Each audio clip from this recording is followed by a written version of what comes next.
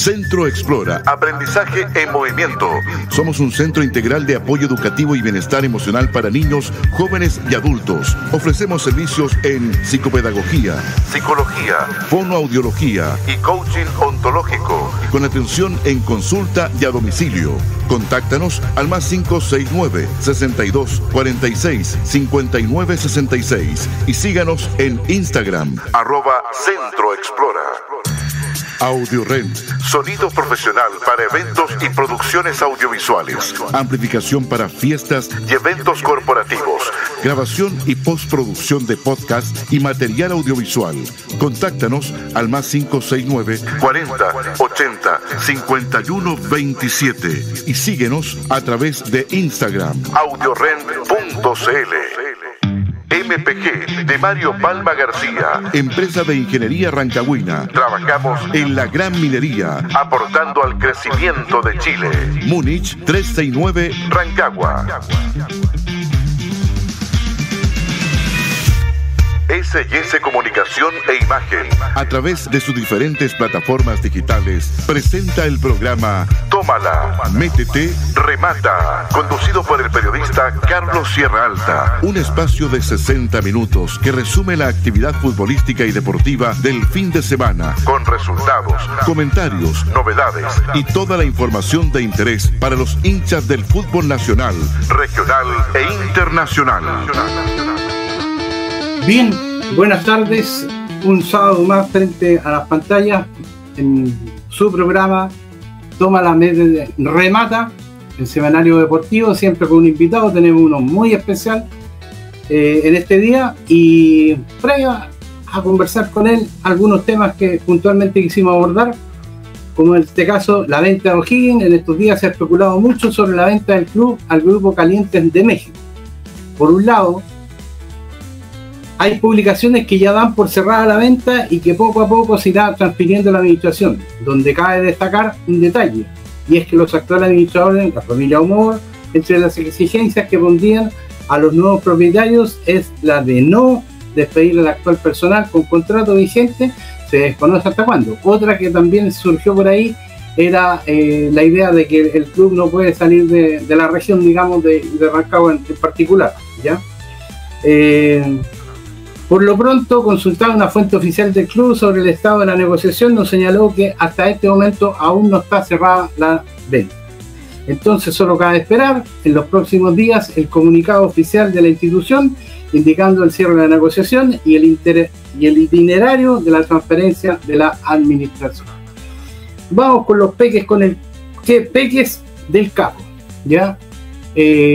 Como siempre les mostramos algunos chicos que de las 6 imágenes que yo veo ahí, ya todos están más grandes, ¿eh? Porque esas fotos deben tener algunas 2 años, 1 año, pero hay uno por ahí que está con el puntero izquierdo, ¿ya?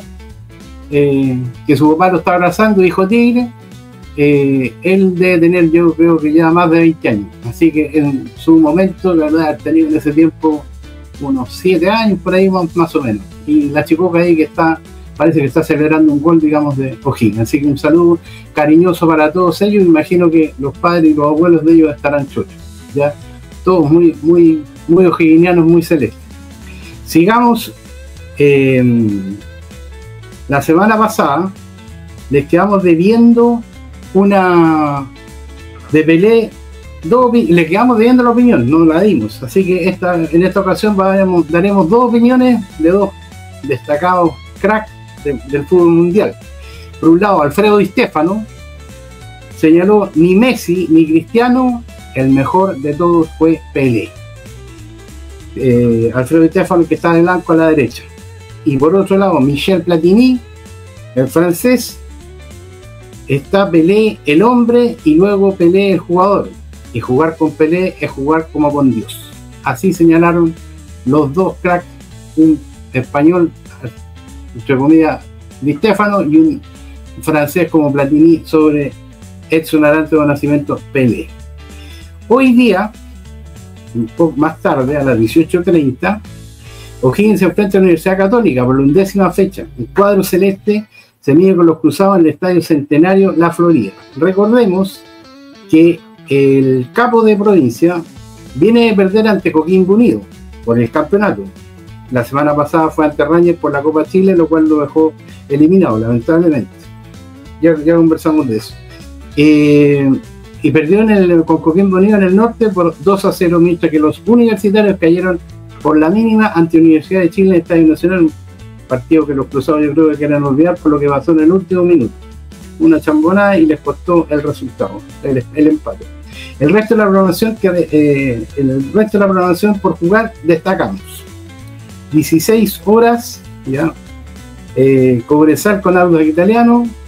Quizás cuando ya estemos terminando el programa ya van a estar jugando en la cancha para comenzar ese encuentro. Esto en el Estadio Cobre en el norte.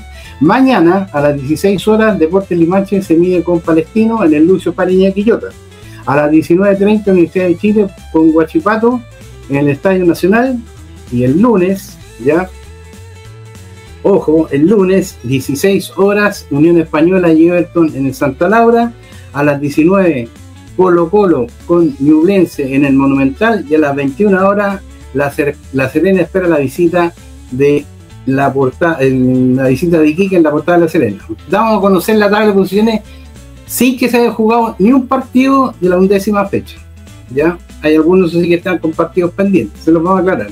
Primero está Audax Italiano con 19 puntos, ¿ya? Segundo Palestino con 19, Coquimbo Unido con 19 también, Cobresal con 18 en cuarto lugar, quinto Universidad Católica que tiene 9 partidos, los demás todos 10, con 17 puntos, sexto Huachipato con 17 puntos, séptimo Universidad de Chile con 16 puntos, octavo Universidad de Chile con 8 partidos jugados, ¿no? Le faltan 2.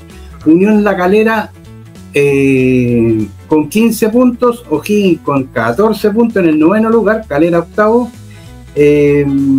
después décimo Ñublense con 11 unidades, undécimo Colo Colo que tiene 7 partidos con 10 puntos, ¿ya? Undécimo Deportes La Serena con 10 puntos, décimo tercero Deportes Limache con 8, décimo cuarto Unión Española con 6, décimo quinto Everton con 6 y último, décimo sexto lugar Deportes Iquique con 5 puntos. Bien, ahora les vamos a dar a conocer la tabla, la podemos guardar hasta la próxima semana. Le damos a conocer los datos de nuestro invitado. Creo que la mayoría son verdad. No, son todos verdad. Nuestro invitado de 48 años de edad, nacido en el puerto de San Antonio, hijo de Manuel y María, padre de 4 hijos, Francesca de 12 años, Lucas y Mateo de 10 años y Lucio de 8 años. Su educación básica y parte de la media fue en el colegio F490 del Quisco y terminó los 2 últimos años en Rancagua. Llegó a O'Higgins en enero de 1995, donde se incorporó a cadetes por 2 años, 95-96, siendo goleador de su serie en el último año, 96. Su buen desempeño en las divisiones menores le significó ser incorporado al plantel superior y su debut se produjo en 1997 con 19 años bajo la dirección de José Zulantay, lamentablemente desaparecido, frente a Cobresal en El Salvador, donde la Celeste ganó por 2-0. Nuestro invitado llamó la atención desde el inicio por su técnica y la velocidad, al extremo que tras 2 años en O'Higgins pasó a Colo Colo en el año 2000. Y es más, antes que terminara la temporada 2000, se va nada menos que al Bari de Italia, de una venta histórica para el club celeste. Entre el 2000 y el 2002, nuestro invitado jugó en el Bari de Italia primero y en la Universidad Católica después, situación que se repitió en el mismo orden. Ya le consultaremos por qué fue eso. En que pone fin, 2002, que pone fin a su ligación con los Cruzados. 2003 se incorpora a Cobreloa, donde con el plantel loíno consigue ser campeón de apertura y clausura. 2 copitas ahí tranquilamente. El 2004 y 2005 siente nuevamente el llamado de la sangre italiana, incorporándose a Audax Italiano y termina su exitosa carrera en Huachipato, una institución muy, muy ordenada, y eso me lo va a confirmar él de 2 maneras, donde juega las temporadas 2007-2008 y ahí pone fin a su carrera. Un goleador nato, y la historia lo recuerda junto a Mario Núñez como la dupla de oro donde el año 1998 nos decía que cerca de 100 goles, si es que no fueron los 100, se cansaron de hacer goles. Y el recuerdo de la confrontación con la Universidad de Chile, conocido como el partido del 5-4. Un recuerdo por Coquimbo López. Señoras y señores, vi presento il grande giocatore nato nella Celeste, Jaime Camilo González Vidal. Ahí lo vamos a tener en pantalla para poder saludarlo y poder conversar con él. Bueno, un segundo, ahí está Jaime. Hola Jaime, un gusto saludarte. Hola, igualmente. Tanto rato. Gusto saludarlos también. Había sido un poco accidentada la conexión, pero ya tenemos la posibilidad de estar conversando y charlando un poco lo que creo que es el tema del fútbol y el tema de O'Higgins. Antes de ir puntualmente, y vamos a ir del origen hasta lo último, ¿cómo ves a O'Higgins para este partido con Católica en tu particular visión, ya que jugaste por ambos clubes? ¿Cómo es este partido de hoy? Bueno, un partido siempre complicado. O'Higgins es una visita de verdad súper difícil, donde va a buscar resultados, así que va a ser un partido parejo. Católica es un muy buen equipo, pero yo creo que O'Higgins puede rescatar puntos en la Florida, o sea, un reducto donde Católica no se siente 100% cómodo, así que yo creo que O'Higgins puede ir a rescatar puntos en un estadio donde yo creo que para los dos va a ser un poco diferente el tema de la superficie. Los dos equipos están complicados con los puntos y con los resultados. ¿A quién le puede jugar más complicado esta situación? ¿Quién está más desesperado según tú?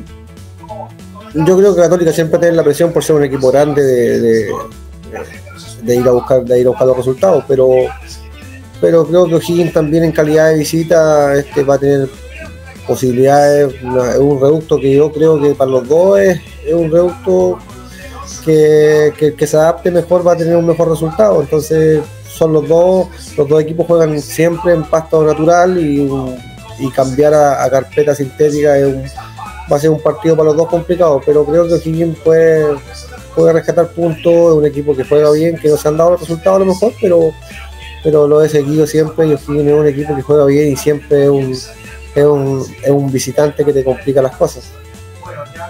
Ahora, no me quiero ceñir al partido solamente de hoy, sino que ¿cómo has visto a O'Higgins en estos últimos años en que han andado merodeando el descenso? Pues yo creo que O'Higgins, para ser una institución, si bien seria, si bien que camina por el lado de ser un equipo ordenado, una institución ordenada, creo que para competir en el fútbol hoy día se necesita más que canterano y más que apostar todo a las divisiones menores. Yo creo que hoy día contratar jugadores de jerarquía que marca una diferencia en el fútbol, y creo que O'Higgins es una institución austera, pero también creo que le ha faltado contratar jugadores que a la larga te dan esas diferencias que te llevan a conseguir cosas importantes. O sea, cuando se consiguió ese tipo de jugadores, O'Higgins sí tuvo la posibilidad de pelear campeonato. Lo recuerdo, no sé, al Tucu, que en su momento vino en un momento espectacular a Chile y que fue un aporte importante en el título de O'Higgins. Entonces, a pesar de ser una institución donde cuida muchos recursos, creo que ir por esa parte donde se consigan jugadores que a la larga te den la posibilidad de ir a pelear campeonatos importantes ha estado la diferencia, porque O'Higgins no ha sido ese equipo que todos los años debería estar por ahí peleando la parte de arriba y no en la parte de abajo. Tú que estuviste en Cobreloa y que viviste en etapa buena de Cobreloa, de hecho fuiste campeón en 2 ocasiones, era la ocasión, en este momento se daban las circunstancias, sobre todo estoy hablando desde que salió campeón y todo el cuento, para haber sido el cuarto grande y desplazar a Cobreloa, que ya tenía menos apoyo económico, ahora, no en tu tiempo. Por eso lo digo, o sea, para ser una institución O'Higgins ordenada, pero no con grandes riesgos, o sea, ha sido ordenada, pero en el fútbol se sabe que uno tiene que ir por los riesgos, o sea, los riesgos de traer jugadores importantes. Yo me acuerdo que con O'Higgins, o sea, con Cobreloa fuimos campeón con 5 jugadores de Rancagua, ojo, no es un detalle menor.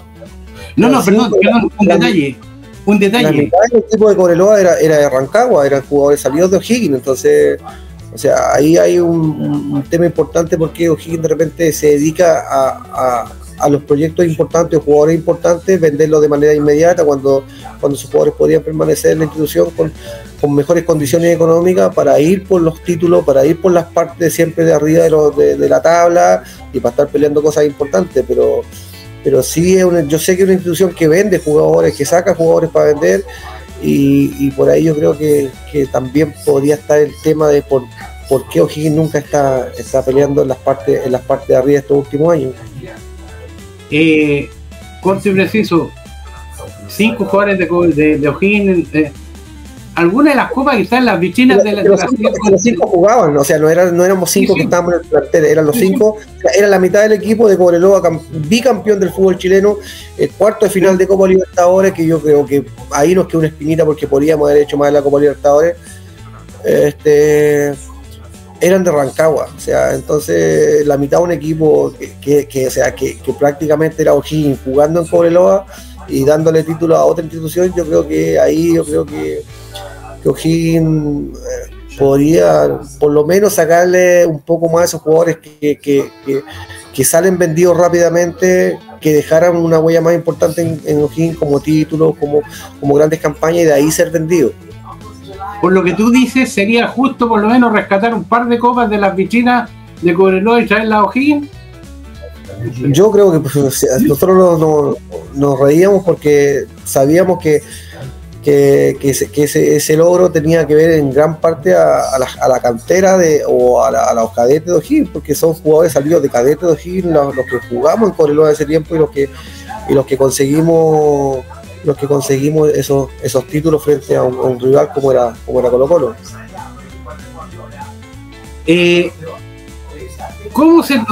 Previamente por ahí hay una foto que está de camisa, hay una imagen que me mandaste, que está de camiseta roja en tu inicio en el Quisco, donde poquito en forma sucinta, ¿dónde jugaba? Ahí está con Guachipato. ¿Cómo se llama el club ese del Quisco? No, esta es una selección de la comuna, una selección. Mi selección de mi comuna siempre tuvo esa camiseta naranja. Naranja. Son mis inicios jugando por ahí en Casablanca, me acuerdo de una selección de la comuna con 15 o 16 años, me recuerdo. Esos fueron mis inicios aquí en el Quisco. ¿Y ahí ya hacíamos goles ya? Sí, siempre me tocó la posibilidad de jugar. Somos 4 hermanos que la mayoría somos bien futboleros y siempre estábamos participando en las selecciones de nuestra comuna. ¿En qué orden de hermanos eres tú? ¿Primero, segundo, tercero, cuál? Yo soy el tercero de 4 hermanos. De 4 ya, perfecto. Y como en el caso de los Riveros, porque dicen que hay uno que era mejor que Jaime, ¿ya? Siempre comentan eso. ¿Algún González era mejor que Jaime? Sí, siempre se dice que mi hermano mayor era más talentoso, era más guapo, era más grande que yo, claro, pero las comparaciones a veces yo las encuentro un poco absurdas porque hay que comparar a las personas en el mismo nivel. O sea, correcto. A veces tiende la gente a comparar a jugadores amateurs con jugadores profesionales y eso creo que no por ningún motivo debe hacer un punto de comparación, porque hay que comparar a los jugadores en el mismo rendimiento o en la misma presión que tiene un jugador de fútbol. En estos días se ha jugado el Mundial de Fútbol Playa. ¿Cómo estabas para ese torneo? En tu tiempo, o sea, cuando estabas jugando, porque imagino que muchas veces jugaste en la playa. Yo creo que la playa te da condiciones futbolísticas que de verdad se hacen un jugador diferente. O sea, en la arena yo creo que me tocó jugar muchas pichangas, campeonatos ahí en la arena, y de verdad que te da un plus diferente para después llevarlo a un terreno más plano como es el pasto. Entonces sí te da habilidades que son de verdad adaptables al fútbol y que de verdad son un plus. Por otro lado, ¿Cómo llegas a O'Higgins? ¿Cómo se produce el contacto? Yo jugando por una selección en Valparaíso, me contacta un amigo, contacta a mi padre. ¿Ya? Contacta a mi padre para ver la posibilidad de probarme, ya con 18 años, ya estaba a punto de cumplir 18 años yo, y me da la posibilidad de probarme. Entonces, por intermedio de Rodolfo Cueto, que es un gran amigo, una persona que en realidad fue un gran aporte en mi vida. Él me lleva a O'Higgins con 17, prácticamente con 18 años, y me hacen una prueba rápida porque ya era imposible que me pudiera adaptar a lo que en realidad era una escuela de O'Higgins, o sea, jugadores que venían de muy abajo aprendiendo todos los conceptos y todo lo que significa el aprendizaje en cadete. Yo no lo tenía, entonces me hicieron una prueba rápida donde fui demostrando que sí tenía habilidades para estar ahí, y también con una gran capacidad de ir aprendiendo cosas rápido que los jugadores que estaban en ese momento ya las sabían de los 5, los 7 años, los 8 años que venían de la escuela de fútbol de O'Higgins. Ahí me imagino que te encontraste con Manuel Cáceres, René Serrano, Germán Medina, Eduardo Sala, Joel Retamal, ¿todo ello? El único profe que tuve en cadete yo fue Germán Medina, el único. Germán Medina. Yo llegué con él, yo a los demás los conozco y tengo un gran cariño por ellos. ¿Y en la prueba no estaban los demás? No, solamente Germán Medina. No, porque yo llegué a su serie, a la serie de Germán Medina. Ya. Entonces me prueban con una cantidad de niños increíble ahí, y la verdad que fuimos ahí, fueron de a poquito achicando el grupo, y después ya de 5 o 6 personas ya me comentan que me puedo quedar entrenando con ellos un tiempo más para ver si en realidad tenía condiciones para estar con ellos. Después ya me integran a la sub-20, que era sub-18, sub-20, que era una gran serie con Germán Medina. Tenía un ojo increíble para detectar jugadores, ese profesor. Entonces ya ahí me dice ya que me puedo quedar con ellos, que puedo trabajar con ellos, y que vamos a ver qué es lo que pasa. Que él se iba a arriesgar, me dice, porque ya era muy difícil que yo con 18 años me pudiera adaptar o entender lo que los niños aprendían de los 7 o 8 años hacia arriba. Pero todas esas pichangas en la playa, imagino que en distintas canchas, qué sé yo creo que a un jugador como el caso tuyo servían N. No alcancé a escuchar la pregunta. No, todas esas pichangas en la playa y en distintas canchas ahí del Quisco, digamos, de la zona, ¿ya? Yo creo que a un jugador como en el caso tuyo, que tenés buena gambeta, velocidad, técnica, etc., todas esas cosas se aprenden ahí, ¿no? Yo digo que es difícil. La escuela te enseña como más la ubicación técnica, o sea, táctica de juego, pero en la parte técnica yo creo que el barrio hace más. Claro, pero estar ahí, aprender los conceptos, aprender muchas cosas que en realidad un jugador de fútbol hoy tiene que tener. O sea, yo creo que hoy por hoy sería muy difícil de incorporar a un jugador con esa edad a un proceso que ya lleva muchísimos años. Entonces es difícil de incorporar en 2 años, incorporar todo lo que un niño ha incorporado durante 7 o 10 años. Entonces es muy difícil, pero claro, las condiciones, siempre he creído que los jugadores de fútbol desde la mitad para arriba no se les debe tocar nunca el talento. O sea, es más, hay que pulirlo, y creo que hoy no tenemos las capacidades de tener jugadores talentosos porque se ha ido perdiendo esa capacidad de entender que esos jugadores no se deben tocar. O sea, si tú me preguntas, yo conocí a Alexis Sánchez entrenando en Cobreloa, un jugador que venía del barrio a los 16 años, que nadie le había enseñado nada. Entonces el talento creo que hay que cuidarlo y hay que mantenerlo. O sea, soy un convencido de que los jugadores talentosos tienen que mantenerse en el tiempo y potenciarles sus habilidades. Entonces, llegar desde el barrio con las condiciones, claro, sí estaban, pero el conocimiento en la otra parte, o sea, es súper difícil, y jugadores que ya te llevan un montón de años de ir aprendiendo situaciones que son aplicables después al fútbol, yo no las tenía. Entonces era como encontrarse un jugador de barrio y llevarlo ahí, y de verdad era súper difícil porque tú te vas adaptando a través del tiempo a presiones, ya ir jugando a nivel un poquito más competitivo. O sea, yo el primer año que estuve en O'Higgins lo hice prácticamente en el banco de suplentes, o sea, me costó un montón. Y después ya el año siguiente, yo hice 2 años de juvenil, y el año siguiente ya me adapté completamente, y el año siguiente ya pude desarrollar las capacidades que tenía.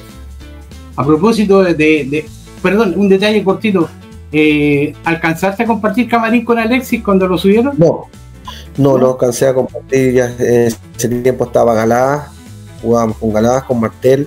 Alexis era un poquito más chico, donde también estaba Junior Fernández, Charles Aranguis, eran jugadores que venían un poquito más atrás, pero sí sé por los muchachos que ese muchacho llegó directamente del barrio a Cobreloa. O sea, a él no lo había tocado nadie no había pasado por ninguna escuela de fútbol, sus habilidades estaban intactas. Entonces por eso creo que yo soy convencido de que esos jugadores siempre hay que mantenerlos desde el barrio, o sea, trasladar el barrio a las canchas de fútbol. Por otro lado, ya te acordás de lo de cadete, fueron 2 años, en el segundo año fuiste goleador. ¿Cuántos marcaste y qué decía Germán Medina? Él me decía regalón, pues en realidad sentía que yo me esforcé bastante, o sea, venía desde lejos, vivía solo con mis compañeros del primer equipo, donde ellos el fin de semana jugaban y se iban. Yo me quedaba ahí por el tema de estudio, también por un tema económico, y él sentía... ¿Tú vivías en el club? Vivía en Baquedano. Claro, el primer año viví en Baquedano y el segundo año viví en una casa que estaba en Ibieta. Ibieta, me recuerdo, cerca del barrio de tenis se llamaba, donde vivíamos varios jugadores del primer equipo y estábamos 1 o 2 cadetes. Entonces ellos el fin de semana abandonaban la casa y yo me quedaba fin de semana completo solo, y bueno, tratando de enfocarme también en lo que era el fútbol y también en los estudios, porque uno de los requisitos que me puso Germán Medina era terminar mi estudio. Bueno, no hay que olvidar que él es profesor de educación física, aparte de entrenador. Sí, un gran profesor. Era un tipo que de verdad veía un jugador caminar y sabía cuándo era bueno o cuando era malo. O sea, era increíble el ojo que tenía ese profesor para detectar jugadores. ¿Y cuántos goles marcaste cuando fuiste goleador? 50, cerca de 50. Cerca de 50 goles. Sí, cerca de 50 goles. O sea, ¿no hubo equipo que no hicieron un golcito de Jaime? Sí, no, hice mucho gol en cadete en el último año y con grandes jugadores. Por ejemplo, estaba yo compartí un año en cadete con Mario Núñez. El último año Mario Núñez fue el primero, el último año cadete de Mario Núñez fue el primero mío en cadete.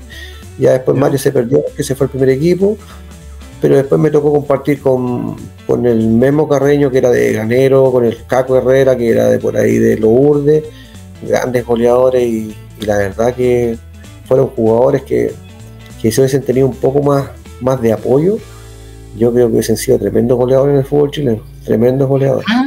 Ahora me estaba acordando de plano, el mismo Carreño, tenía un físico bastante... Era tremendo goleador. Yo, por ejemplo, nosotros en las mañanas cuando nosotros jugábamos en el segundo turno, siempre en Quilín jugábamos en el segundo turno, entonces íbamos a mirar al Memo Carreño cómo hacía goles en la sub-17, y nosotros en la sub-20, en la sub-17 íbamos a mirar al Memo Carreño cómo hacía goles, porque era un espectáculo lo que era ese muchacho, y que al final se terminó perdiendo por un tema de que, claro, el entorno que tenía a lo mejor no lo apoyó mucho. No estoy hablando de familia, estoy hablando de seguramente, porque él después con el tiempo nos confesó que podría haber sido más jugador si hubiese tenido otro tipo de amistad, otro tipo de apoyo.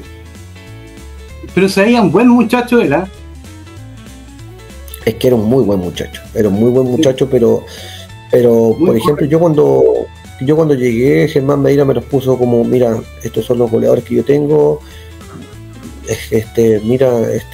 sea, sacar estos monstruos de aquí, me dijo, es un tema que tenés que verlo tú, pero son 2 goleadores, me dijo, que son inamovibles prácticamente. Me dijo, el Memo me dijo, no juega en la sub-17, juega con nosotros porque está adelantado a su categoría, está adelantado. El Memo en la sub-17 estaba en el primer equipo.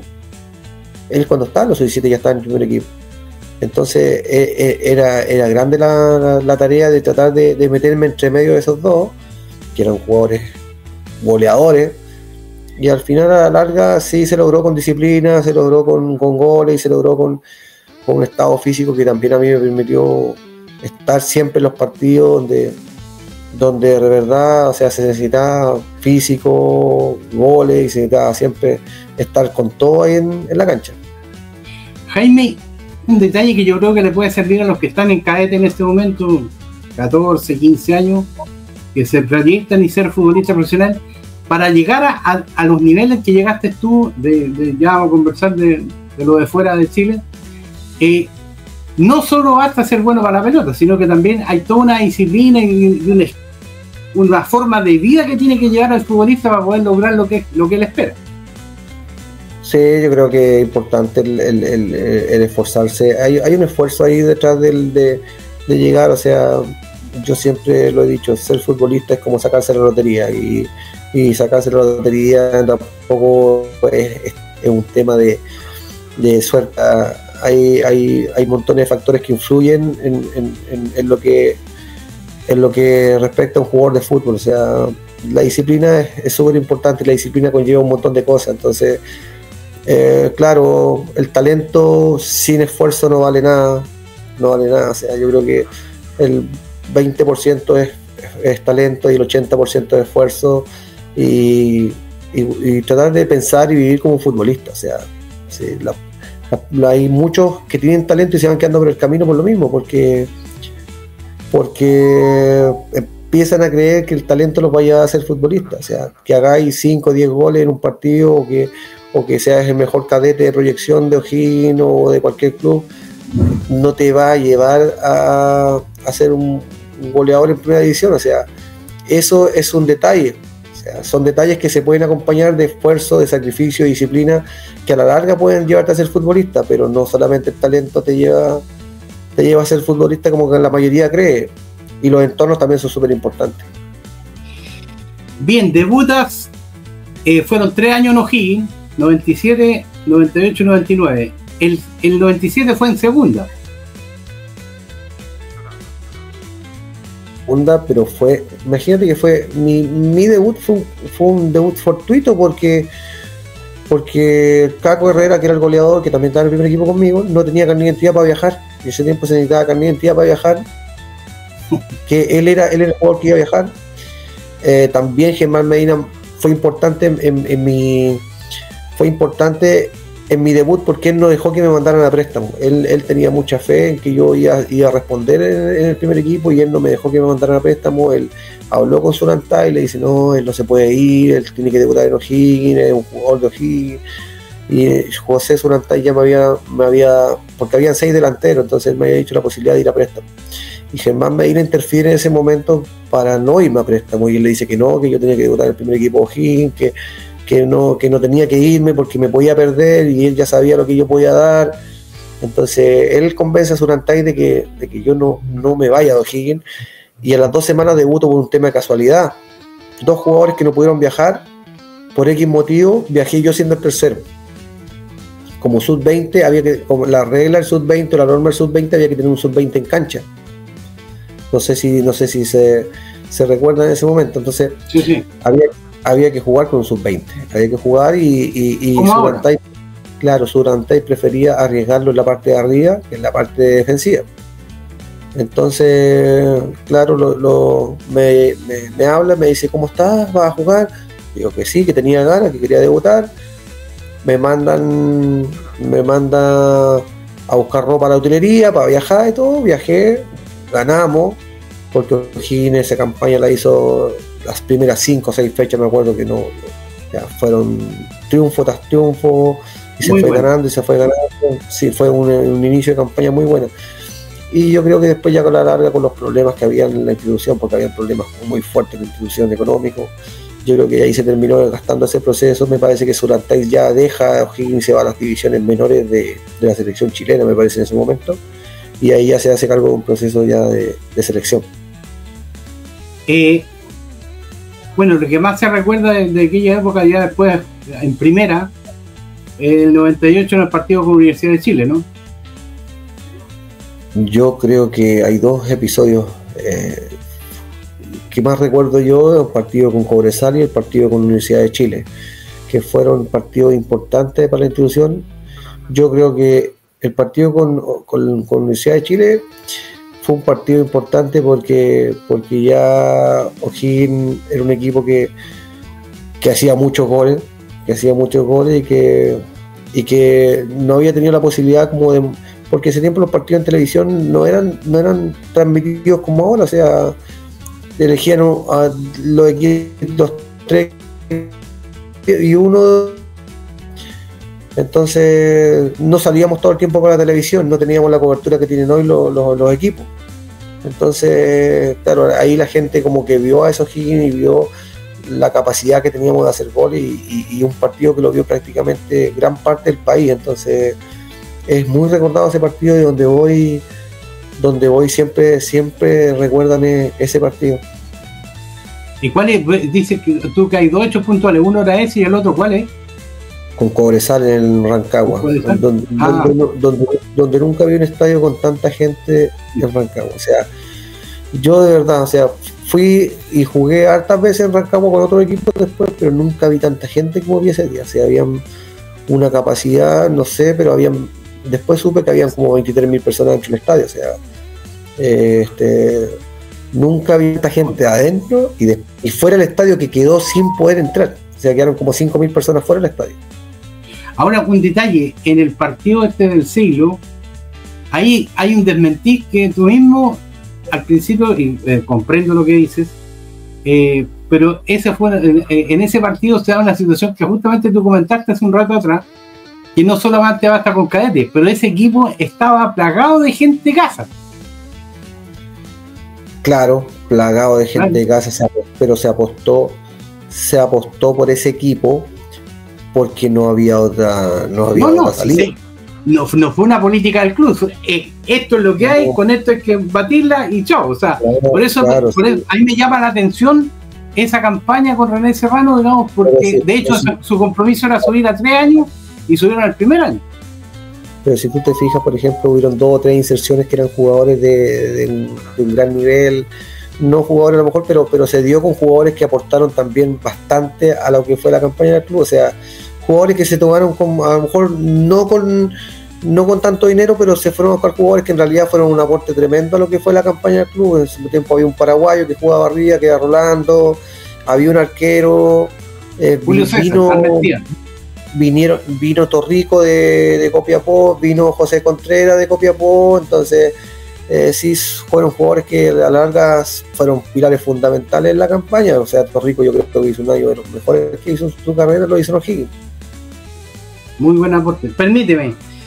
MPG de Mario Palma García, empresa de ingeniería rancagüina. Trabajamos en la gran minería, aportando al crecimiento de Chile. Múnich 369 Rancagua. Por otro lado, Jaime, ese año esa campaña, en el caso personal tuyo, fue bastante positiva, y eso significó ir a Colo-Colo. Lo que pasa es que ahí se produce una situación extraña, porque vienen a ver a Mario Núñez de Italia, ¿ya? En un partido que nosotros ya estábamos terminando el campeonato, y al final terminaban cerrando por la situación mía, los italianos, y yo parto a Colo-Colo por un tema, pero mi situación es extraña porque yo tenía un preacuerdo con la Universidad Católica, y se produce una situación diferente y extraña, porque yo ya mi cabeza ya estaba en San Carlos Apoquindo, yo ya había ido a Santiago, tenía todo listo para ir a la Católica. Entonces se produce una situación extraña que llegan los italianos, compran el pase en su momento, cierran el negocio, pero me dicen que yo tengo que ir a Colo-Colo. Entonces... cuando te compran los italianos, ellos, cuando estuviste en Colo-Colo, estuviste en el fondo prestado por el Bari a Colo-Colo. No, es que yo estaba esperando que terminara el campeonato, porque el campeonato de europeo, italiano, son de junio a julio. Ya. Entonces, ¿qué es lo que pasa? Que yo terminé en diciembre y yo tenía que esperar 6 meses para ir a Italia. Entonces, por ello yo voy a Colo-Colo, pero no es que Colo-Colo en ese momento no tenía la capacidad económica de comprar a nadie, porque era un club que estaba quebrado. Estaba prácticamente en la quiebra. Entonces yo voy ahí solamente porque me tenía que quedar 6 meses. y ya Católica tenía un preacuerdo también con O'Higgins de comprar mi pase, que en ese tiempo era un costo elevadísimo, unos 600, 700 mil dólares en ese tiempo, ya prácticamente cerrado con la Universidad Católica, y O'Higgins decide venderme a los italianos por un valor mayor. Y me pide el dirigente de ese tiempo que por favor le firmara el contrato con los italianos, porque necesitaban renegociar un terreno que tenían de entrenamiento, que yo entrené mucho en ese terreno, que estaba, no me recuerdo en este momento cómo se llama el terreno, donde entrenamos mucho nosotros, que era para el lado de... Baquedano. No era Baquedano, no, era un complejo donde no había, era prácticamente un paño verde donde entrenábamos. La Gamboína. La Gamboína. Entonces ellos decían, me pidieron por favor que firmara el contrato porque la Gamboína ya estaba perdida y lo querían renegociar y querían recuperarlo. Y entonces me dicen que con esa plata iban a tratar de salvar el terreno que ya estaba prácticamente perdido, no sé por qué situación lo habían perdido, y que por favor nos ayudara a firmar el contrato para poder tratar de rescatar lo que era ese predio para las generaciones que venían después. ¿En Colo Colo te tocó con Jaime Pizarro? No, estaba Fernando Morena, un entrenador que ni siquiera me conocía porque había llegado... Fernando Morena. Claro, había llegado hace poco, yo era un jugador difícil también de carácter, entonces nunca entendí porque al final yo llegué ahí prácticamente para cumplir el tiempo que me quedaba para ir a Europa. Y llegar a Europa, lo que pasa es que en ese tiempo no había la conexión que existe hoy día. Llegar a Europa como jugador de Colo Colo no era lo mismo que llegar como jugador de Católica, o sea, Colo Colo es el equipo más importante del país. Bueno, ya ahí contaste cómo se produce la hincha de los italianos, hasta que finalmente parte de Italia, al Bari. ¿Cómo fue toda esa experiencia? Una experiencia difícil porque yo 2 años anteriores estaba jugando en el barrio, 3 años anteriores estaba jugando en el barrio, entonces claro, o sea, es todo como súper rápido.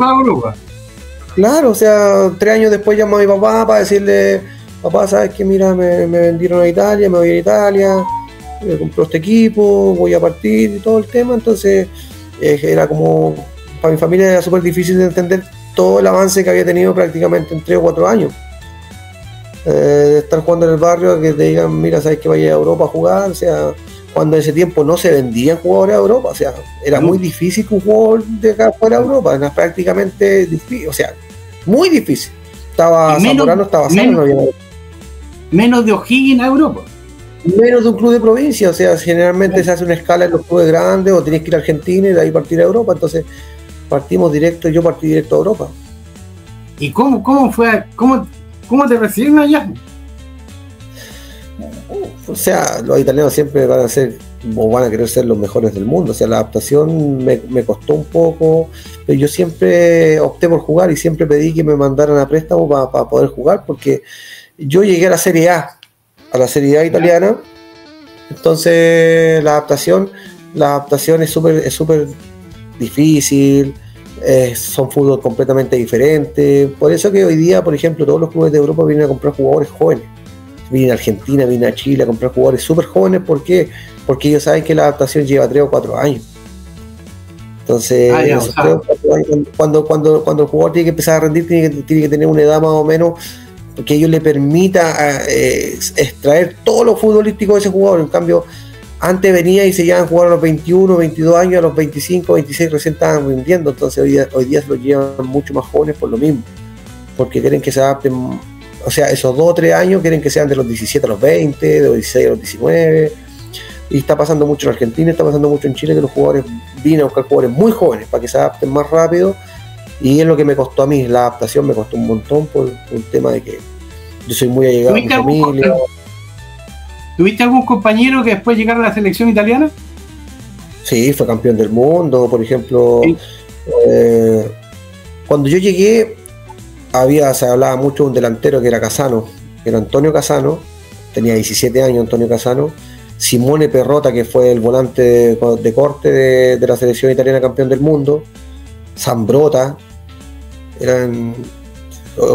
Bari daba mucho jugador de calidad al fútbol italiano. Ahora explícame cómo es eso que Bari Católica. ¿Por qué? Claro, queríamos hacer un proceso de adaptación, pero también no perder la posibilidad de ir jugando. Entonces, como Católica siempre quiso que yo jugara ahí, pedíamos, por ejemplo, estar adaptándome a Italia un periodo y venir a jugar a Chile en otro periodo para no perder la parte futbolística, porque cuando se pierde la parte futbolística es difícil volver a lo que es retomar lo que es la parte futbolística. ¿Y se notó la diferencia entre la primera etapa en el Bari y la segunda? Sí, ya después ya estaba más adaptado, ya después que ya quería jugar, pero ya, o sea, esos clubes tienen un montón de delanteros, o sea, hacerte un espacio cuesta un montón. Yo estuve con el Pájaro Valdés allá y el Pájaro tuvo una transición como de 4 o 5 años para poder jugar. Entonces él tenía porque era más joven que yo, él tenía esa capacidad tuvo esa capacidad de hacer el aguante, como dicen los jóvenes, de hacer el aguante para poder después empezar a jugar. Bueno, va Bari Católica, terminas con Católica y te vas a Cobreloa. Sí, porque hablé con Nelson Acosta en ese momento, que me conocía, y me dice que quería armar un plantel para ir a pelear la Copa Libertadores y quería un plantel para pelear los campeonatos chilenos. Entonces lo hacemos así, voy con él y a la larga se dio lo que él me había planteado, o sea, tener un equipo competitivo. Fuimos a ganar muchas canchas en Sudamérica, fuimos a ganar a México, fuimos a ganar a Perú, hicimos partido en Argentina. Entonces hicimos un gran año con Nelson Acosta, un gran año. Pero en la imagen anterior, Vicente, por favor, si puedes volver, ahí estás con la camiseta de Cobreloa. ¿La del medio es de Bari? Sí, la del medio es de Bari, sí. Y después después tiró la sangre italiana de nuevo y ahí llegamos ahora, Aula. Claro. Espérate, en Cobreloa, ya lo decía un poco al principio, 2 títulos, apertura y clausura de ese momento. ¿Quién eran sus compañeros o'higginianos allá? Estaba Nelson Tapia. ¿Ya? Estaba Mauricio Dinamarca. Rodrigo Pérez, estaba yo y estaba, que ya no está con nosotros en este momento, Fernando Cornejo. Ya. Recuerdo éramos los 5. A Fernando. Es más, los cinco nos sentábamos en la misma mesa, o sea, teníamos una amistad y un apego como especial, porque la mesa era como la mesa de O'Higgins, donde se sentaban todos los jugadores que venían de allá. Y claro, por eso yo decía, digamos, lo de las copitas, o sea, conversamos días atrás con Mauricio Dinamarca también, se recordaba del buen paso por Cobreloa y el buen aprovechamiento, y yo en ese sentido los felicito a los de Cobreloa que rescataran a jugadores de O'Higgins y se los llevaran y lograran éxitos con ellos. Claro, pero por ejemplo yo creo que Mauricio Dinamarca, o sea, podría estar perfectamente jugando los O'Higgins, o sea, era un jugador que había que, o sea, para mí esos jugadores hoy día hay que mantenerlos más en las instituciones, o sea, no llegar y porque lo veo que lo soltaron por casi nada de plata. Entonces, Jaime, tu venta significó no perder la Gamboína. Sí. La venta de Mauricio Dinamarca significó pagar una planilla de un dirigente que ya falleció lamentablemente, pero que él había puesto el chocoso, digamos, para poder salvar la situación. Y si Dinamarca, de hecho contaba Mauricio que cuando venía la pretemporada y él esperó el bus que lo llevaba al lugar de la pretemporada en una parte puntual y se subió, pues. Y todos los jugadores le dijeron, oye, ¿qué hacía aquí arriba? Lo echaron del bus, lo bajaron, porque él no sabía que estaban en Iloca con Joel Molina pescando, y llega ahí y él sabía las fechas que tenía que presentarse en el club y lo bajaron, digamos, porque si no él no se iba, los jugadores no iban a recibir la plata. Entonces, O'Higgins en ese sentido está lleno de historias geniales. Es como, por ejemplo, la llegada con los Colo-Colo, a mí me sorprende cómo fue. Claro, no, si hubieron situaciones de repente. Yo, por ejemplo, la venta mía ya tenía hipotecado, yo creo que el 40% de la plata, O'Higgins ya la tenía hipotecada hace mucho rato. O sea, esa plata O'Higgins tuvo que devolverla porque esas platas se habían prestado. Yo tengo recuerdo de eso porque vinieron personas a mi casa a decirme que por favor firmaran los contratos porque O'Higgins tenía que devolver esa cantidad de plata a esas personas. O sea, las mismas personas que se le debía plata vinieron a hablar conmigo para que pudiera firmar el contrato y poder cobrar lo que O'Higgins ya tenía y recuperar hipotecado. La plata. Recuperar la plata, que era algunos comentan recuperar la plata y recuperar la señora. Pues los tenían bien cortitos. Claro. Y lo echaban. ¿Por qué no sigues en Cobreloa con 2 campeonatos? Claro, no, O'Higgins en un momento económico. Porque fallece mi padre en el 2003, un accidente, y decido retornar acá cerca de mi familia. No era mi prioridad el tema de Cobreloa en ese momento, así que decido volver. Y Audax, que también estaba juntando para hacer un equipo competitivo, habían contratado a Suazo y tenían un gran plantel, deciden incorporarme para ir por una campaña diferente. Una campaña diferente, y se logró porque nosotros creo que ese año ya nos fue bien, clasificamos una Copa Libertadores con Audax después de unos 50 años, peleamos la final, incluso nos tocó dejar afuera a O'Higgins, que fue un partido súper especial en Rancagua, cuando estaba Jorge Garcés, me acuerdo. Y fue un partido súper especial y los tocó dejar afuera a O'Higgins, que fue el dolor de mi alma. Nosotros nos tocó jugar esa final, me acuerdo. Oye, pero increíble, Jaime, increíble. Usted dejan afuera a O'Higgins y el futuro de Audax se abre, pero sí, llegaron a 2 Copas Libertadores. Por eso te digo, o sea, Audax hizo plantel y hizo equipos para ir a pelear cosas. Por eso te digo que es importante incorporar jugadores que en realidad te lleven a decir, podemos soñar. Yo creo que O'Higgins, la gran deuda de O'Higgins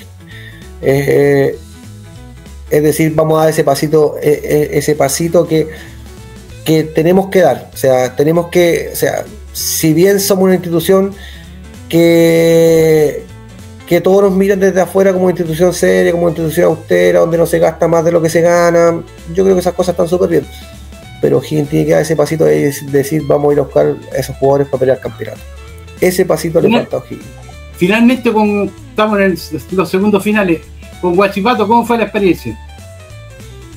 Huachipato, una institución como Universidad Católica, o sea, una institución de verdad admirable desde el punto de vista formativo. O sea, forman personas y también forman grandes profesionales. O sea, yo de verdad quedé impresionado aparte con la infraestructura que tiene, cómo se dedican a la formación de jugadores y también formación de personas. Y en lo último que te quiero preguntar, ¿en qué estás ahora?